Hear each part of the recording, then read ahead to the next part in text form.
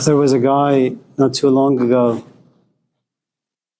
I think early 20th century, Jean-Paul Sartre. He was a Frenchman. And he had a companion, Simone de Beauvoir.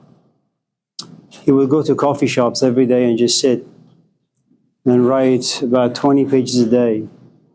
He didn't go to the library, didn't read books. I'm sure he did, but oftentimes he would sit and just watch people. And then he would write down things about human beings, about the human condition, their habits. Yeah. And he was known as the father of existentialism, at least one of them.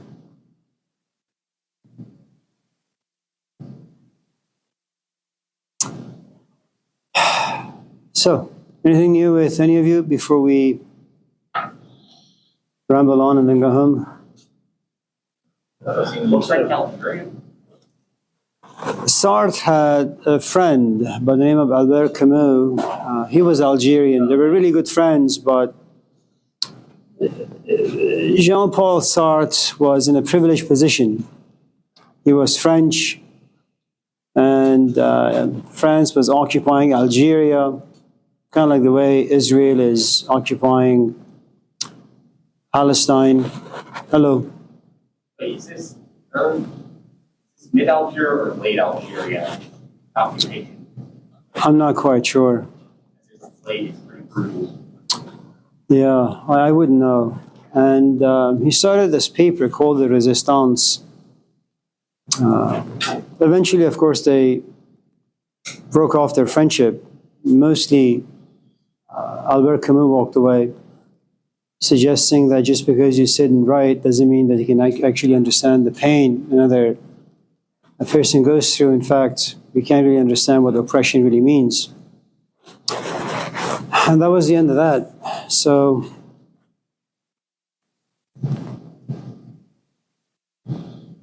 Tilia, hello. How are you? I'm well, thank you. So, any topics for the day? Jire? Love? 5 minutes, huh? 5 minutes. You know, some years ago, love, I remember I was on the steps. Hello. And I was holding my kid. So some years ago. And I was going down the stairs. All of a sudden, I was overtaken by this fear. What if I just had a stroke and fell?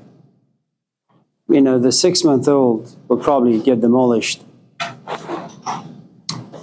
I didn't really think about 5 minutes in the future. But that was me. Yes, Connor. You're more about Jean-Paul Sartre. Jean-Paul Sartre? Well,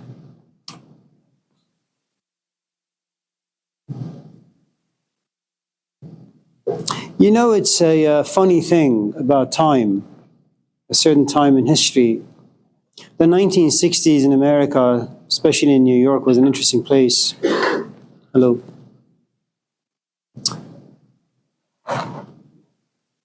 You had people like Abraham Maslow and a whole host of other people who was interested in philosophy, psychology. They were political activists. Schools were not hiring people of Jewish heritage. So even though, you know, a lot of them had PhDs and they were relatively established in certain communities, they weren't really accepted. And so you had to have a lot of connection to kind of get a job. And one of the things about your time in history really has to do with that particular time in history. What exactly does it create? You know, about 30, 40 years ago, people would sit, look at each other and have conversations. That was just what time would bring about. Today, you walk in the classroom and everybody's playing, or at least they're on their cell phone, busying with various things. So a good amount of who and what you are and who and what you'll become really depends on the times in which you live. When someone like Karl Marx came into the scene, something very interesting had happened to society. They were no longer living in villages. Cities were really, really big now, and there were factories now. And you wouldn't be on the farm with your father tilling the ground. Some stranger would interview you, some stranger would tell you where to go in this factory, and from 6 in the morning or 5 in the morning till about 7, 8, 9, 10 at night, you would just be standing by the conveyor belt. You wouldn't really have time to create friendships. And once in a while, you would wonder if you're a human being at all. If you had any soul as you left the house, you certainly would walk home without any soul. And then you would collapse on your bed. And then you would wake up in the morning doing the same thing. Something very strange had happened, You would know who your father is, you would be able to make friendships, you would see your wife, your kids all the time, but as the cities grew bigger and bigger, you got to see them less and less. And so he came up with the phrase alienated selves. That at a certain point you could consider yourself to be a husband or a wife or a father or a daughter or a Christian or a Buddhist. But now you have no longer any idea what your identity really is. All you know is that you go to work at 4 in the morning and you come back and you have nothing. You have no money. Religion had lost its meaning. Friendship had lost its meaning. And basically life was meaningless. I mean, imagine sitting in this class and you can't relate to anything that I say. And you keep looking at the clock saying, man, I feel nothing when I come to this class. I'm just bored and I just want to have this class be over soon so I can go home and do whatever. And so the 19th century was the beginning of this period in human existence where there was no meaning to anything anymore. I mean, consider right now the divorce rate being at 70%. That's a huge number, 70%. It means that just in case you've saved your money and you have all this hopes and fantasies about buying yourself a business, the chances are that if you look at the books of this business and you realize it's 70% going down, you're going to think twice, if at all, about purchasing this business, investing your time, energy, especially your money. If you were to look at marriage or relationships as a business, where you in fact do spend and invest your savings, your youth, your time, your energy, your fantasies, hopes, dreams, into this business, knowing full well that there is only a 30% chance of success, a 70% chance of failure, there's a good chance that you're not going to invest. Okay? So what 19th century and on brought forth is a sort of existence that really had nothing in it anymore for anyone. Service.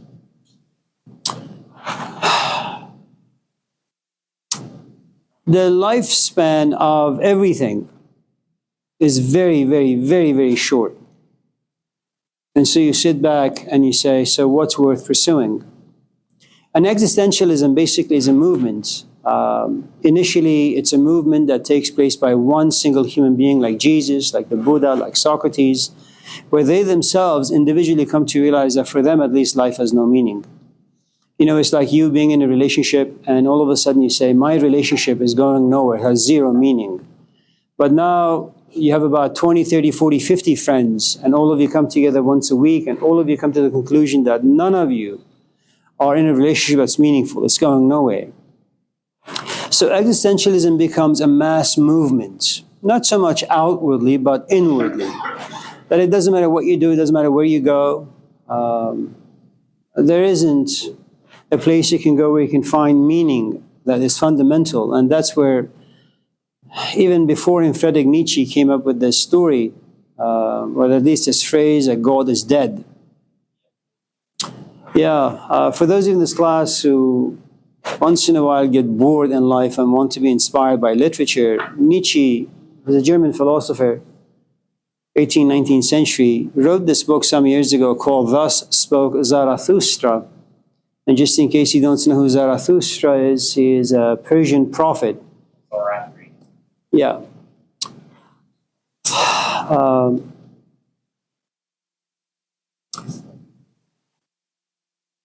And of course, without this particular Persian prophet, the Jews would never come up with the philosophy of heaven and hell, because prior to being exposed to his philosophy in the Jewish tradition, there was no heaven and there was no hell.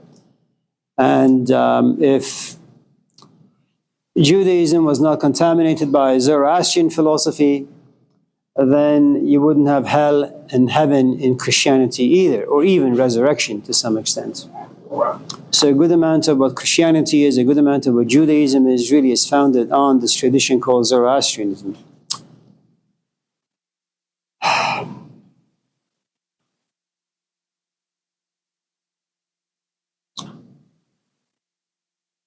Yeah, Jay. What is toxic love in a relationship and the effects of the relationship? What is toxic love Yeah. in a relationship? Yeah. And how does it affect like one another? And how does it affect like I choose like I feel like from what I've seen from both sides of relationships, like eventually they always go back to one another. Like why is it like some people like try to explain like a drug, like you always refer to that person. Why does that happen? Your question is complicated in many ways. And I can't really put my finger on one thing to kind of respond to your question adequately, because there are lots of moving parts. Number one, the first thing I think that once you are exposed to many philosophies of life out there is that life itself is toxic. Because one of the things that life does, first, there is time involved in life. What time does, it generates, creates, and in creation, you're in the presence of something very, very new. As time passes, that which is new gets old, gets wrinkly. And when something is new, you're inspired. When something gets old, you're not so inspired. So excitement goes away. So that's one of the things you need to understand about life. It doesn't matter what part of life you want to approach, what part of life you want to wrestle with. Life by itself has a tendency of destroying the very thing that it creates. So there is this birth and death that come out of the cradle of life, both at the same time. It's just a matter of time before death hits you. I mean, for those of us in this class who have some age on us, we'll tell you. I don't know about other people. I'll tell you for myself. I still do things physically as if I was 20. Sometimes I pour like 50 bags of concrete in a day, and then I'm down for 2 weeks. Sometimes I go for walks for like 3 hours, imagining again I'm 20. So the point I'm trying to make, good morning, is that even now, soon I'll be approaching 61, and so I still imagine that I'm 20 and I can do things that 20-year-olds do. How it happens, why it happens, I don't really know. All I can tell you is that time flies by very, very quickly without you being much aware of it. Okay? That's what time does. It slowly pushes everything into old and decay. Now, one of the things about your experience and my experience of love is the following. I mean, look at you. You're bored. You have a certain past. That past kind of grounds you like a butterfly. I don't know if you've ever touched a butterfly, but the moment you touch the wings of a butterfly and the oil on your fingers touch the butterfly's wings, it can no longer fly. You've damaged it. You've destroyed it. The butterfly basically sits, tries to fly, and it does a little bit, but then it just kind of descends, and then it dies. And so what happens is, right now, you're like a butterfly. You're walking, but you can't fly, even though you may have wings. That's what life does. Okay. Now, initially, if you have read the book Emile, wrote by Jean-Jacques Rousseau, a dreamer, an introvert, who had 9 kids, tells the rest of us how to be a good father, or good parents, how to educate your kids, but eventually he sent all of his 9 kids to foster care because he didn't want to raise them. Okay? He liked to have sex. He didn't like the consequences of having sex. Okay? Now,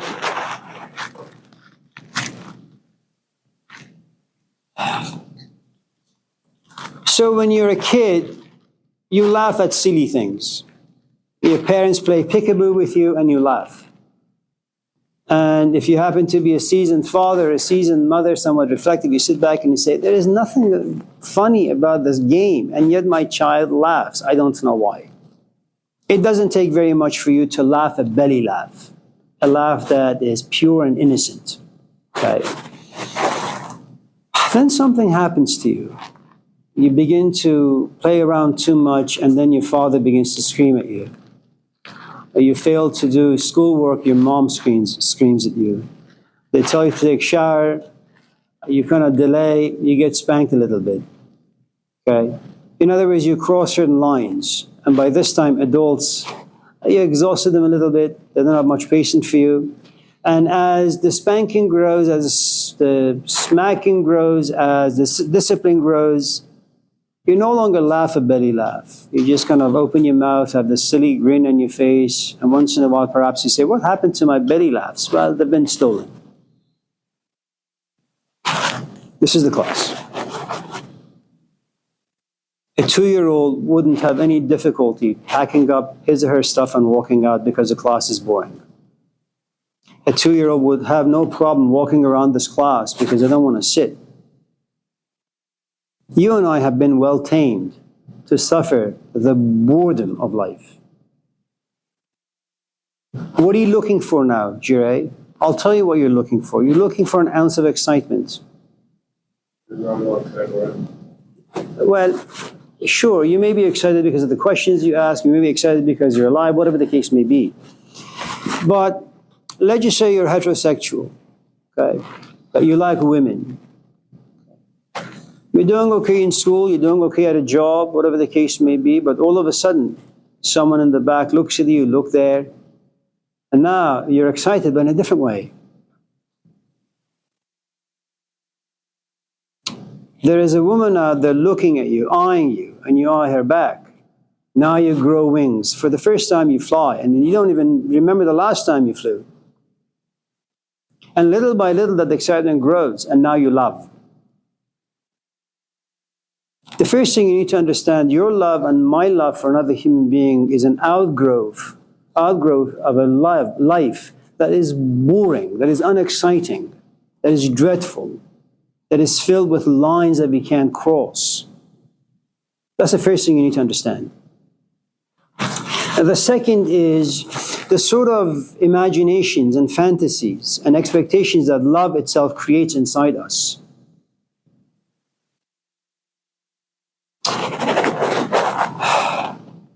The third is what love forces you to expect from another human being. The fourth is the memory it leaves behind as love slowly decays. I used to bring me flowers, I used to write poetry, I used to sit by the phone, we used to have great conversations. Now I don't even want to be around you as much. Right? Now, you're also the child of technology. When I come to this classroom, I have to compete with the memories you have of playing video games. And video games are exciting. They do something to your brain chemistry. I have to compete with that, and I stand no chance. I have to compete with the fact that you love the movie Sonic, Moana, all these movies, and I can't compete with them either. So there's a good chance that if 50 years ago, your entrance into boredom would be about 2 hours, now it's no more than 5 minutes. Nobody can give you excitement that has longevity, that has a life that is long. Everything is short these days. Okay. And the point I'm trying to make is just in case you get into a relationship and things go bad, it's not entirely your fault. You're dealing with life, you're dealing with your own biology, you're dealing with technology, and you're dealing with society. There is no way in hell any love is going to last for more than 2, 3, 4, 5 weeks. Now, there is another thing that happens as well. Just in case you've had a traumatic childhood, something we talked about last week on Wednesday, okay? You know what happens during your formative years, from 0 to about maybe 10, when you're not given enough care, enough love, enough compassion. You know what happens to you? You go inward. You become passive. You go within. You become unreachable. But despite being unreachable, you know what you long, yearn for from within? Someone to look at you. Someone to touch you. Someone to care for you. And eventually that happens. It happens when you fall in love. But you know what happens? Hello, during those formative years where no one pays you attention, and by that I mean your parents, you're so angry, but you can't express your anger. You hold it within, and it all comes out in the relationship. And all of a sudden you realize your past, your history, has a good amount of power to destroying everything that you touch.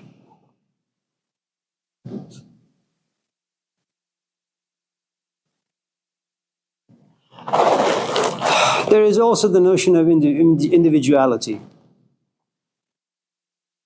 What love does, it puts a Band-Aid on your past, on you, on your selfishness, all those things. And you know when you put a sort of Band-Aid when you want to go swimming and it's not waterproof Band-Aid, it comes off after like a second.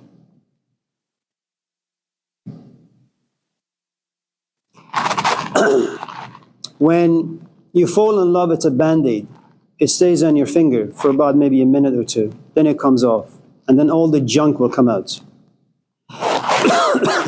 So my recommendation, just in case you want to get into a relationship, first of all, don't fantasize about it's going to last forever. It's not. Second, that you're exempt from what everyone else in this classroom experiences. You're not. Okay. There are a couple of things also you need to understand about relationships that our parents used to have. First, you don't spend too much time with your companion. Love, for the most part, did not exist. It's arranged marriages, arranged relationships. You don't have sex before marriage. You don't have very many options out there. The element of shame, your name, is a great amount of value. None of those things exist today. So there are lots of things that are in play, making sure that not just your romantic relationship, any relationship can last for too long. This is not meant to depress you, disappoint you, anger you. It's just to make sure you don't kind of daydream in the wrong ways, that's all. I mean, look, if you don't do the work for this class or any class, if you've signed up for a physical classroom, in-person class, and you don't show up, I think it'd be stupid to imagine that you're going to pass the class.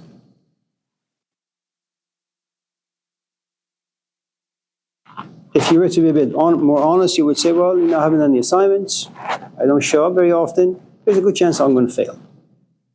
At least when the grade comes and it's an F, it's not going to be a complete surprise.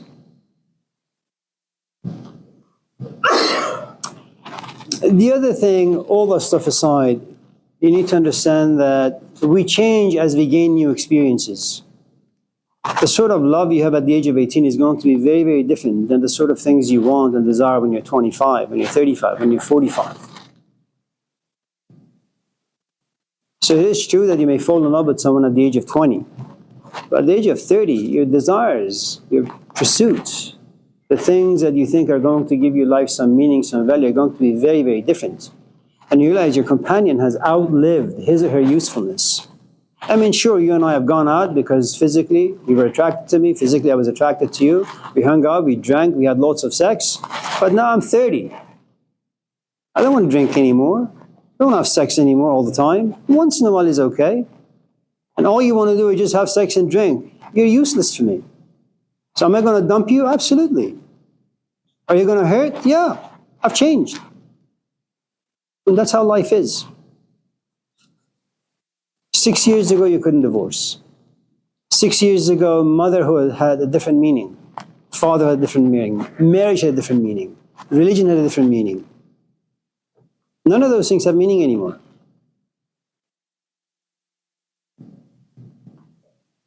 So are you poison to life, Jirai? Yeah.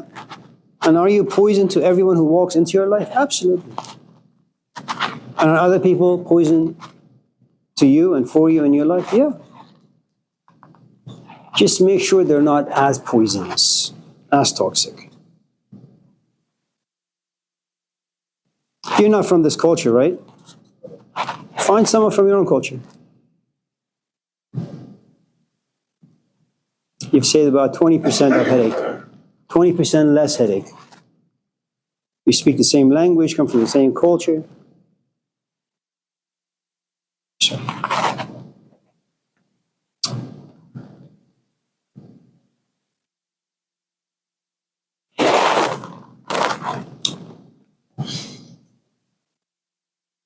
You play piano? There are two options you have in wanting to learn how to play the piano. Let's just assume that you hear the sound of piano and you like it. Nailing, 1 minute. Okay? You like it. You have a couple of options. You could, and let's say you have a piano at the house. You could just bang on it for the next 5-10 years and come up with a couple of good songs. But because you're not disciplined, because you don't know the notes, because your knowledge of playing the piano is so very limited, for the rest of your life you can only do two scores. That's it. Or you could suffer the discipline given to you by a teacher. 2 years. And it's going to be tough. You take lessons once a week, you practice every day for about an hour. In about 2 years, whatever sheet music is placed in front of you, you can play. And if you're devoted to this particular instrument, 5 years' time, you'll be great. And if you're genius, if you're talented, you'll be like Peter Buka.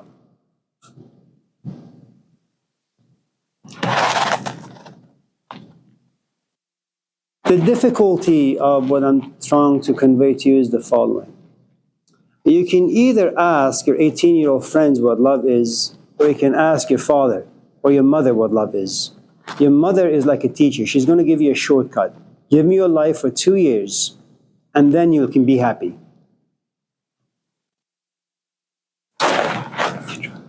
The problem with giving your mother 2 years, it means you have to sublimate, repress, limit your own desires and passions, and that's going to be tough.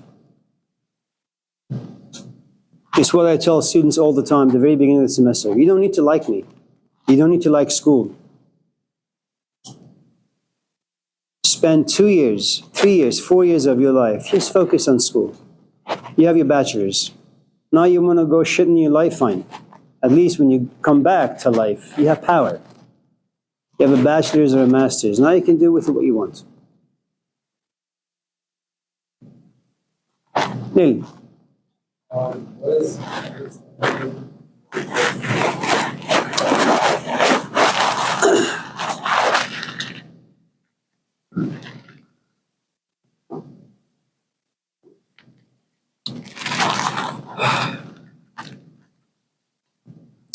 When you're born, your mom holds you. But then your dad takes you to the park. Your life has meaning. When you're hungry, your parents feed you. When you're bored, they take you out to the movies.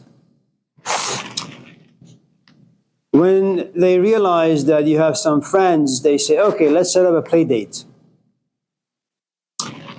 When you get to a certain age, they say it's time for you to go to school. And then hopefully you'll have instructors who are somewhat creative. They'll give you a piece of paper and a pen. You begin to draw. And then when you get to school, you take GEs. And you take classes hoping that one of your instructors will excite and inspire you. And lo and behold, luckily for you, you're inspired. Then on Sundays, you go to church. And then every night you sit with your family and you eat lunch and dinner. And you have great conversations. You don't need to look for meaning. It's there. It's always been there for you. From the moment you were born, you never suffered an abandonment issue. Why doesn't my father come by and pick me up? Why doesn't my mom run to me when I'm crying? Right? None of those things happen to you. You have a relatively healthy life. And then comes the age, say, 15. For girls, it's a little earlier, okay? Where you ask your father some questions, but you're not really interested in his answers. For some strange reason, something about your brain has changed, psychologically speaking. You're looking for something, but you don't know what it is. They take you to church, as they have for the past 15 years. Say, God, what the hell is God? Why am I reading this book? It's useless.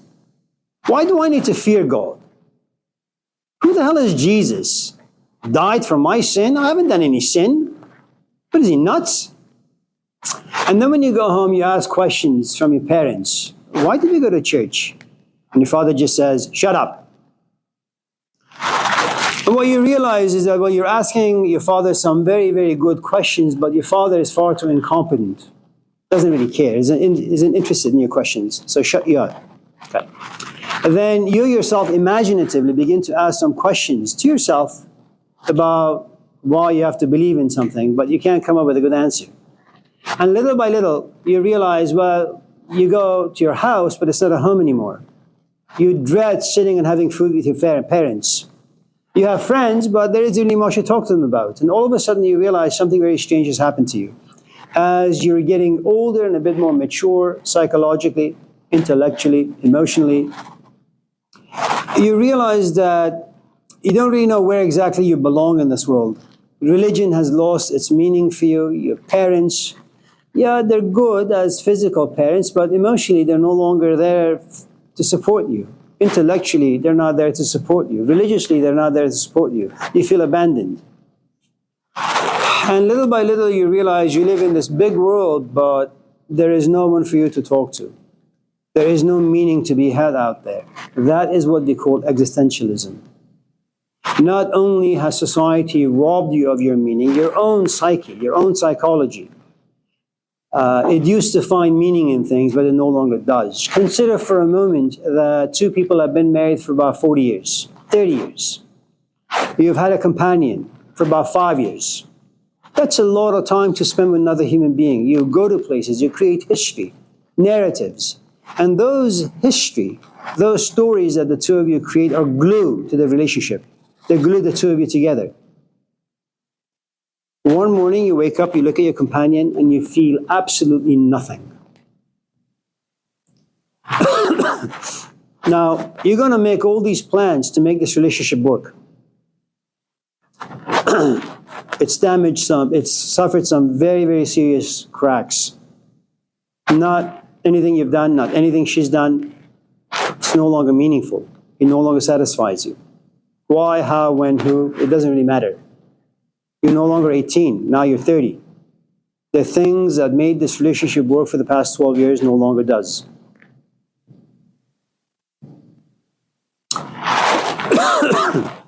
Now you want to figure out how to make this work, and it's not workable. And eventually you walk away from it. And now you suffer the pangs of loneliness. The Bible used to give you meaning, it no longer does. Your parents used to be a source of comfort, they no longer are. You had friends, now you have none. Existentialism. Your desire to find meaning in a life and a world that is no longer meaningful to you. Does that? No? Is it possible to be existentialist, but like have my parents are competent,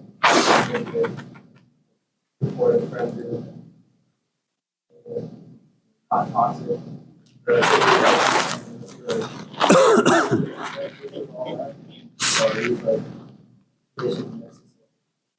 So there are a couple of things. I think all of us, very organically, all of us in this class, organically are psychological existentialists, in the sense that something happens to your own psychology at a certain point where you walk away from a life that's comfortable. You want to discover things, you want to experience things, you want to explore. Something about your brain has changed. Okay? You want to leave your parents' house even though it's enormously comfortable. You don't have to pay rent, they make food for you, they do your laundry, you're never alone. But for some strange reason you say, I want to go out and explore. Are you nuts? The answer is yes. Okay? You want to just go out there and explore life. That's organic. There is another branch of existentialism that's not so organic, and it happens this way.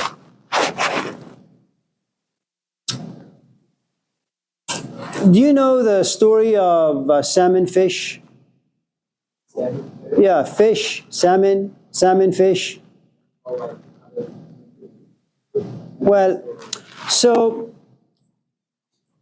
it starts its life as an egg, a tiny egg, on top of somewhere, right?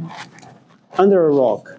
And then as it grows bigger and it finds its space a bit more looser, with the force of water it flows downwards. By the time it reaches the bottom or the pool of water, it's a quacking fish. Swims around, has a good time. Goes to school, gets a job, gets married, has children, right?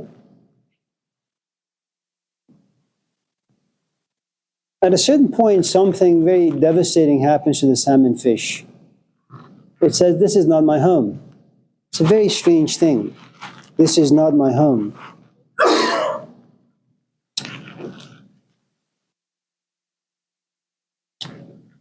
And his friends look at him and assume that he's gone nuts. He's gone a little mad. But it's something that happens to all salmon fish. At a certain point, they say, my life is comfortable, but I don't want to be here. And they kind of close their eyes and they swim against the flow of water. It happens to them organically. And it happens during springtime, usually. And they do something that fish usually don't do, which is they fly. And it's at the worst time. There are bears no longer in hibernation. They're out there waiting to eat some fish. And as the salmon flies up, they get devoured by the bear. Some survive. And those that survive eventually find their home, their rock. The very rock that was once their home as an egg. They lay their eggs and then they die. That is what we call existentialism. So how it's going to happen for you is the following. Before I talk about your life, let me talk about the life of the Buddha. Okay? Now, there are intense cases of existentialists, and then there are casual existentialists. The Buddha is one of those extremists. And one of the things you need to understand about extremism is that you can't be good at anything if you're not an extremist. It's what they call type A personalities. Malcolm X, extremist. Mahatma Gandhi, extremist. Jesus Christ, extremist. And their name is never going to be erased from history. Okay? The Buddha has great parents, no trauma. And he's going to be a king of his town. He gets married to a beautiful young woman. He has a son, no trauma. Add to it, he has never seen old age, he has never seen sickness, he's never seen death. Internally, he's very clean. And by that I mean, he's not in the business of reflection. He just lives his life. One day he sees old age and says, "Oh, what is this?" Another day he sees someone getting sick. What is this? Another day, one day he sees death. Says, "What is this?" And all these three components go inside him. If I'm going to get old, if I'm going to get sick, if I'm going to die, and if eventually I'm going to be forgotten, what's the meaning of my life? And so he walks away from everything. He becomes an existentialist. He's looking for meaning. But this particular form of existentialism has to do with reflection. You reflect on your life. You go to school for what? Are you asking? No. You get into relationships for what? I mean, after all, relationships are like what the Buddha experienced some 3,000 years ago. No? They get old, they sicken you, and then you become indifferent to them. They die. And if everything unfolds in that particular way, why do anything? Well, because most of us are not very creative. We don't have very many options out there. So we kind of have this fantasy that, well, this new relationship will be different, this class will be different, this car will be different. So, long story short, sometimes existentialism is the outgrowth of intense reflection. And it's something you don't want to do, because it makes life meaningless. Because what reflection does is you look at the past, you look at what you're doing with the present, and because you've studied the past, you also know how the future is going to turn out. Were you ever happy when you got an A in a class? Yeah. How long did it last? Hours. Good. You're going to work really hard for this class, Neelan. You're going to get an A. I'll give you an A. It's not going to be very different from the past. You learn how to ride a bike, right? You'll get your bachelor's. And eventually your bike will sit somewhere, gathering dust, and it'll become rusty. The same thing will happen to a piece of paper. And that happiness that you'll get from the MA or the PhD, it'll excite you. It'll get you a job. But eventually it'll become rusty. You're forced to reflect. Now, there are these moments all of us have where you question everything. But luckily for us, it doesn't stay very long. It comes, stays, bothers you a little like a thorn in your finger, and then your friend calls, and then you guys go hang out. Or you realize, well, you're late for a class, we have to do an assignment. And then you just go back. Does that? No? Yeah. Leah? How do you do with selfishness?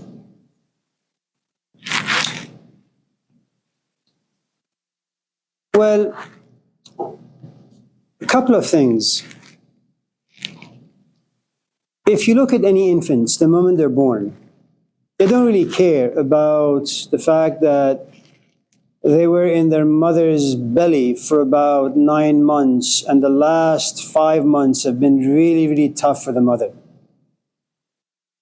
Always being nauseous, and then you're heavy in her belly, she has to walk, she can't get any rest, she can't sleep on her sides, on her back. So it's quite torturous. The moment this infant comes out, she screams, I have needs. I don't care if you've been breathing in and out for the past 9 hours in labor. Take care of me, nurse me. So we are born to be selfish. That's the first thing you need to understand. Now, society does something very interesting, and your parents, and the culture itself. Have you ever watched a cartoon called Bluey? One of the nice things about that particular cartoon, and it's very different from American cartoons. American cartoons are quite violent. They're like Rambo, kid style, What you have in Bluey is you have two parents who are always there for their kids. Yeah. No. Yeah, you should. It's beautiful. It has a side of ugliness. The cartoon does. And by that I mean the following. It makes you feel guilty as a parent because the parents are so wonderful. And you say, well, why can't I be like that? Well, you can't. It's a cartoon. And one of the nice things about Bluey, and it's kind of funded by the government itself, is that as parents, when you bring a life into life, take care of it. And take care of it by making sure it doesn't watch Sonic, it doesn't watch Rambo, it watches Bluey. And what you have is, despite the fact that parents are selfish, okay, the moment the kids comes about, this is how it used to be. Especially for mothers, not so much fathers. The mother stays home. Sure, she wants to be a CEO. She wants to go to school. She wants to hang out with her friends, do all sorts of things. But all of a sudden, this new life does something very fantastic for her psychology. It changes her. At least it used to. Okay. So, number one, we are born to be selfish. Number two, your parents are there to tame your selfishness. I want milk. What's the magic word? Please. Can you buy me a toy? No. Why? I have no money. I don't get paid for another 10 days. Shut your mouth. Let's go window shopping.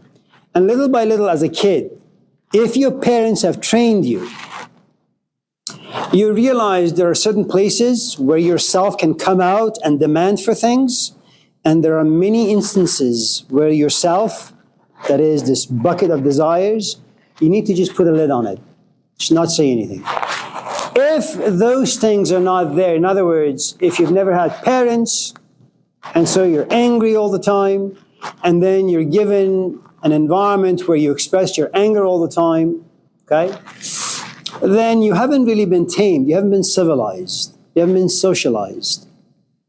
So even though you never show up to class, even though you never do assignments, you knock on your office and you demand an A. And it's not just limited to my class or any class. You approach every relationship out there in the same way. As we talked about love and the poisons of love with Jireh, let me also talk about the poison of current climate when it comes to parenting. Number one, no one is ready to be a parent. Take that very, very seriously. I mean, remember the first day of this class, we talked about relationships, which you brought up. At the age of 18, all of us in this class assume that we have all the right tools. You imagine them. And when you get into them, you realize, oh man, this is really, really tough. In fact, I don't want to be in it. So as fantasies go, it's really great to be Harry Potter. It's great to be a Superman. It's great to be Sonic. It's great to have a fertile imagination. Sex is great. I mean, the pleasure it gives you.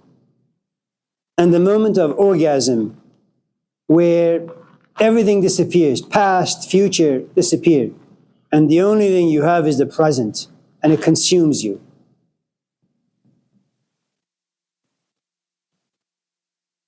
Okay. And all of a sudden, there's a knock on the door. I'm late. Have you graduated from school? The answer is no. Do you have money? The answer is no. Do you have aunts, uncles, parents, grandparents around to help you out? The answer is no.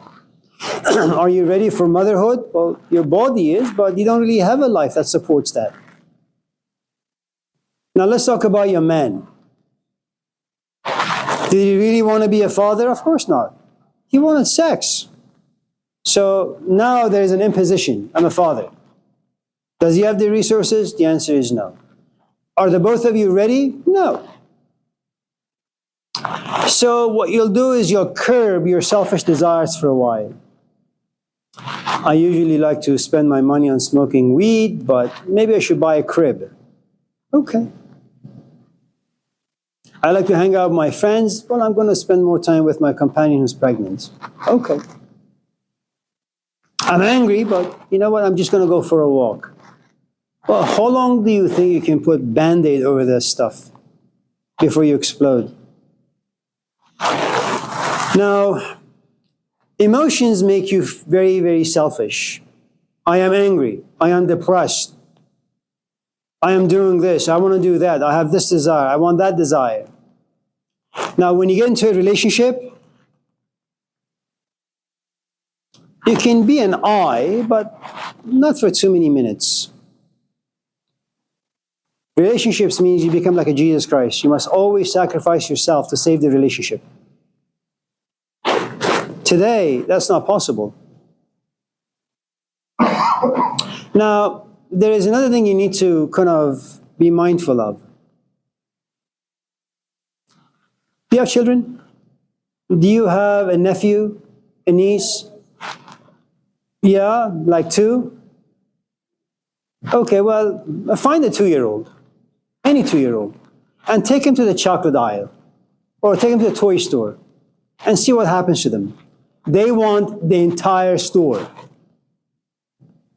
Right now, what you have in today's climate is that there are lots of options. There are lots of things that people want.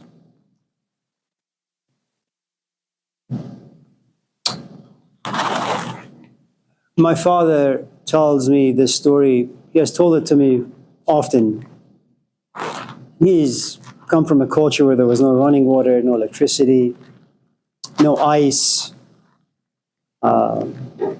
He says one day, as we were sitting having breakfast, I took a little piece of bread and I grabbed a knife and cut a big chunk of cheese to put on my bread to eat. Cheese, bread, and tea is like the cornerstone of what it means to be Persian. And so he says that as I was putting the cheese on my bread to put in my mouth, my father grabs my arm. He says, "Look around you. How many people are sitting? That cheese that's on your bread can feed about 20 people. Put the cheese back." And then get slapped.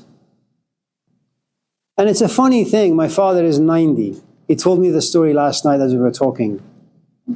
90 years of life, all these experiences. What did he tell me? An experience he had when he was 6. His self was tamed. He was punished for exercising his desires a bit too much.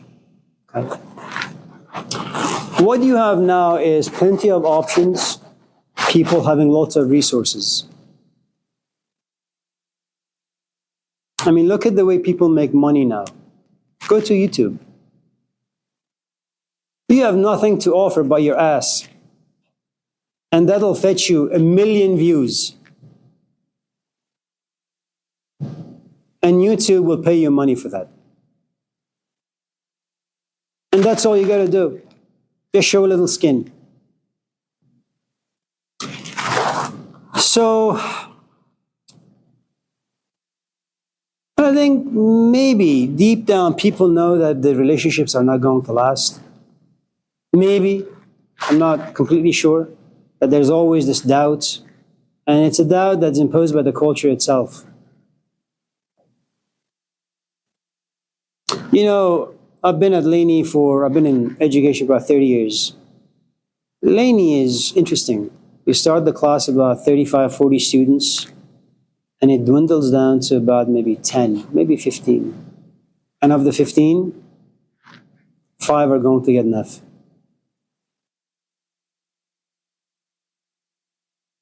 So, you know, when I walk into my classes the very first day, something about me says, "Amir, it's great that you have a full class. Just wait." It's going to go down to about maybe 10, 15.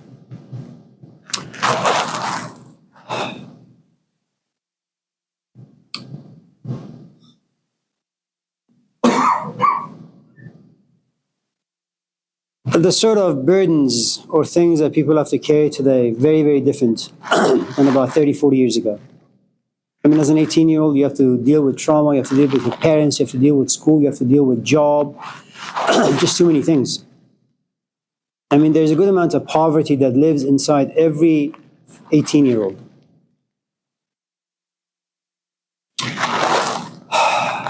My only recommendation would be the following. I think there is this fifth commandment you'll have in the Old Testament called honor thy parents. You should really honor the stories of your parents about becoming a parent. Some parents are a bit more talented than others. They're willing to sacrifice more, they just have a better capacity to be less selfish, you know. The other thing you need to understand, I don't know if you can remember the sort of things you did from the age 0 to about 5 or 6 or 7. Ask any parent, they'll tell you. You take every ounce of energy from your parents. Everybody sleeps at 6. They have nothing left. And there comes a point where they look at their life and say, I'm tired of this. I want to do something. I want to go out with my friends. I want to write a book. I want to read a book. I want to watch a movie. And little by little, the selfishness will come out. You can't raise a kid if you're just alone. It's impossible. You really need like 20 people in your life. It's too much otherwise. Honor thy parents. You and I, imagine, are married and you're pregnant. Well, I'm going to do the best I can to get the best, create the best of life for you and I, and for our potential child. That's a story that's very valuable. And then eventually, the kid is going to come about. I'm going to be excited. But then waking up 5 times a night, having to go to work in the morning, that's exhausting. How much of this can I take before I lash out? Not very long. Parents, I don't think, unless they're sociopaths or psychopaths, they don't really mean to be mean. They don't really mean to be selfish. I think life just happens to them. And if you read the Gospel of Mark, that's the oldest Gospel, it's basically about 2 days of Jesus' life. The first day is about just him being butchered by his disciples, by the public, by the Jews. And then the last page is about him being nailed to the cross. I think what happens to parents is they get slapped and spanked and whipped by life on a daily basis. And there comes a point where they're just way too exhausted and they lash out at the wrong people, of course, children. Just wait till you become a mom. Yeah. Does pornography have a negative effect on the subject? Does how we want? Well, let us talk about sex a little bit. What time is it before we do that? We have 10 minutes.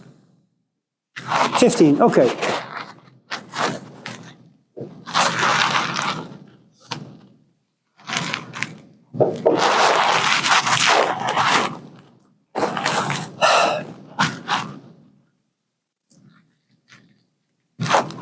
Well, let me not take you all the way back in history. You may not be interested.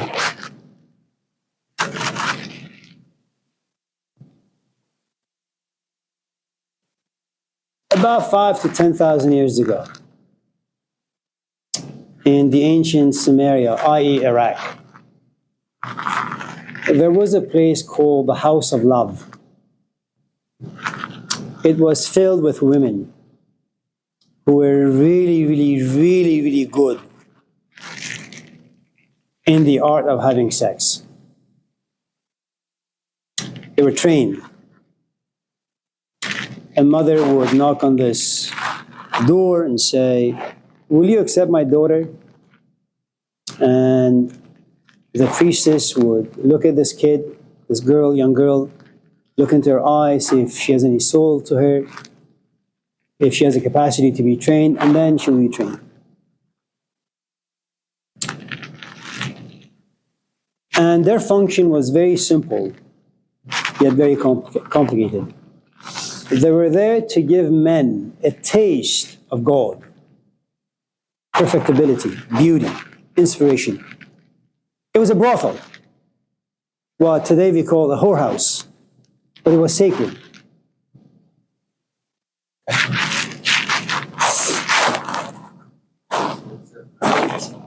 It had a religious function, thank you, yes. Time passed.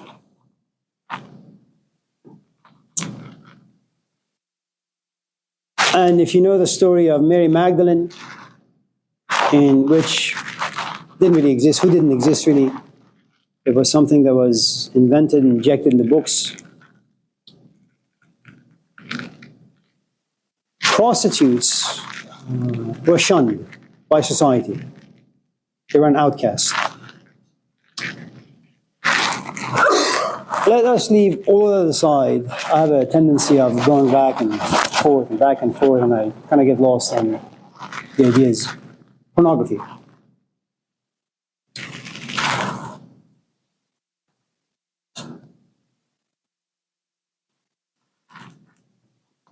How do you create relationships? Forgive me. This may be inappropriate, but let's use it. Imagine I'm interested in you, and you're interested in me. How do you and I get to know each other? Well, I have to find a way to come to you, and you have to find a way to come to me. And you have to ask me out, or I have to ask you out.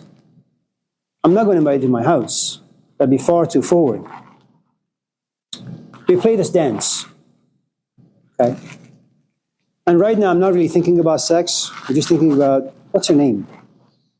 So we go out. We have coffee. If it goes well, then we'll have dinner. And if it goes well, we'll have coffee first, then dinner, then we'll go have some more coffee. And then after a few weeks, I'll say, you want to come over? I'll make some coffee, and then we'll have dinner. Yes. And then we'll just sit and watch a movie.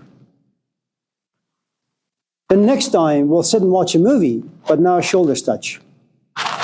What I'm trying to suggest is the following. In creating a relationship that is relatively meaningful, you need to spend time with another human being. And the time you spend, that's the glue. And the more meaningful that time, it becomes a super glue. And just in case you want to walk away from the relationship, it's very difficult because the super glue creates guilt, shame, remorse. You have a history. Why the hell would you want to walk away? You know my parents, I know your parents. And by the time that you and I become intimate, we spend like 2-3 months together. That's a lot of time to spend without physically being intimate. When we sit together, do I want to have sex with you? Yes. Do I? No. Why? Well, maybe I've been civilized. I've been trained well. I've been raised well. Maybe I'm reserved. Maybe I'm shy. Maybe I can't be too forward. Maybe intuitively I know it's just not the right time. So I curb my desires. I say no, not just yet. So before we go to the final act, which is sex, you watch 2 hours of movie. Characters developing. What's pornography? How do characters get developed? How much time do you need before intimacy, if you can even call it that? What happens when you become addicted? Kind of like video games. Something happens to your brain chemistry in 2 minutes' time. I mean, your brain chemistry literally changes. I mean, I don't know if you know much about video games and these companies. They know that the human brain, the human mind, is being bombarded with all these different desires, pleasures out there. So the company says, I have to create a game that the brain has no choice but to be focused on. And my time with this kid is 5 seconds. If I can't hook them in 5 seconds, it's not worth investing time and money. Pornography. If they can capture you in the first 20 seconds, you're going to turn off and move on. Now, what part of you must be captivated within 20 seconds? The reptilian, the animalistic. And God forbid if you become addicted to it. Well, you lose the ability to create stories with another human being. And if you want a long-lasting relationship, you need to create stories.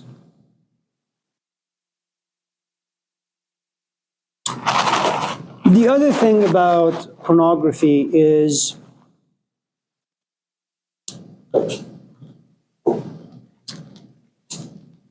the expression of violence that one person is held hostage, another imposes his or her will.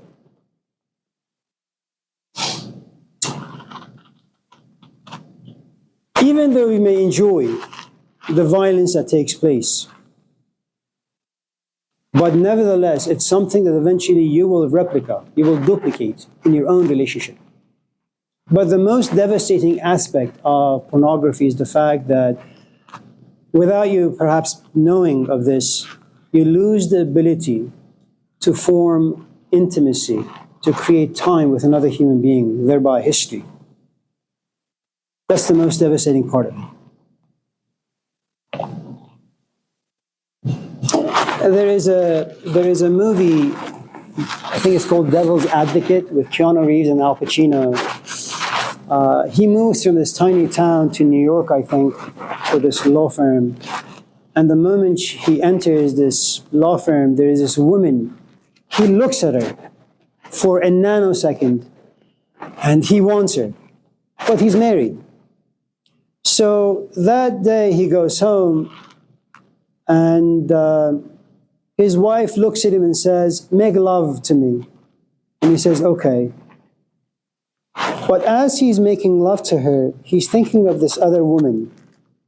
And in some ways you could say he is ravaging her. And his wife says, "Stop, what are you doing? Move away." If you happen to be a man addicted to pornography, and if you happen to be with a woman who has been relatively civilized, uncontaminated, okay, and we're talking relative terms here, the woman will know if you're having sex or if you're making love. Pornography will enable you to have sex, but you will lose the ability to make love. And making love is like making soup. You need to be mindful, you need to be aware, you need to know your body, you need to know your emotions, you need to know if there's a soul inside, you need to know your soul, and you need to know your companion. And it's an old tradition. In a climate that we live right now where people suffer from a good amount of loneliness, depression, one of the quickest way, and boredom of course, and meaninglessness, one of the quickest way you can come to life is pornography. I mean, reading a book is tough. Watching a movie for 2 hours is tough. Watching boxing is fun. MMA, beautiful. UFC, beautiful. Why? Like pornography. You're exposed to violence within the first few seconds. And something about us enjoys it very much. Now, are you going to be conflicted? Yeah. And once you have the orgasm and the desire has kind of subsided, are you going to be forced to reflect and think about all the things you just did for the past 10 minutes? Yeah. Are you going to feel guilty? If you haven't lost all the components that make you a civilized, decent human being, yeah, you're going to feel guilty. Ask this question again if you're here on Wednesday, and we'll talk about this great movie um, with Julia Roberts and Richard Gere. What? Pretty Woman, yeah. It's a great, great movie. It's about the transformation of two people who are there to enjoy sex, but for some strange reason, sex turns into love and it creates a relationship. And both of them are hesitant into getting involved, but love plays its magic on both of them. That's a transformation of pornography into the act of love. It's a great movie.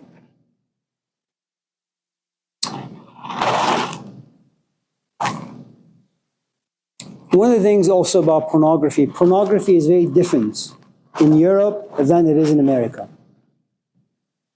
Life is different in Europe than it is in America. The way you pay your taxes is different in Europe than you do in America. The color of depression and loneliness is different in America than it is, say, in Norway.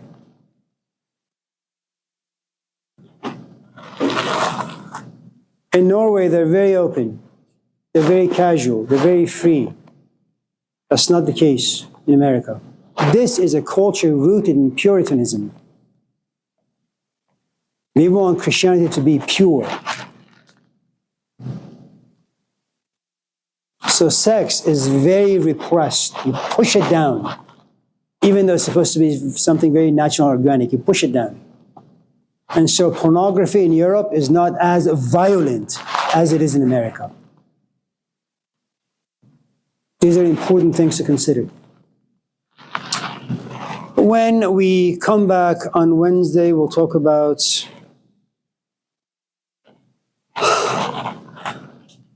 something. It's good to see all of you. Carmen, I'm sorry we didn't get a chance to get to your question.